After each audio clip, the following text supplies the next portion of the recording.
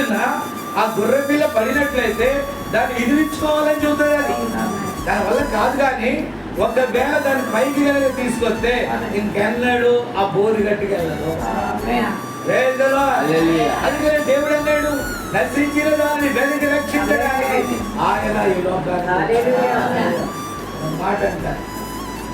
ఎవరైనా ఒక సేవకుడై ఉండి పరిశుద్ధాత్మ వరములను పొందుకొని మరణోత్తరమైన మర్మాలను పొందుకొని ఒకవేళ పాపం చేస్తే ప్రాయశ్చిత్తం లేదు, లూజ్ కనెక్షన్ గా ఉంది, సంపూర్ణతలోకి రాకుండా తెలుసో తెలియక జారి పడితే బయటకు వచ్చేదానికి ఛాన్స్ లేదని ఆపడానికి ఎవడి వల్ల కాదని పరిశుద్ధాత్మ చెప్తున్నాడు. తెలుగుదేశం మీరు బయటకు వచ్చే పని అయితే విడిపించడానికి వచ్చారు. ఎలా అయితే మనం దావీదుని కూడా యాక్సెప్ట్ చేయడానికి వీల్లేదు. వీలుందా? దావీదుని ఎలా యాక్సెప్ట్ చేస్తాం? కానీ దావీదుని యాక్సెప్ట్ చేయాల్సి వచ్చింది.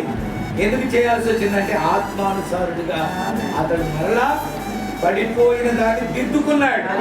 తన కన్నీరుతో పరుపు తేలిపోయినట్టుగా ఆయన మొరబెట్టి మరణ తన స్థానాన్ని తాను సంపాదించాడు. హల్లెలూయా.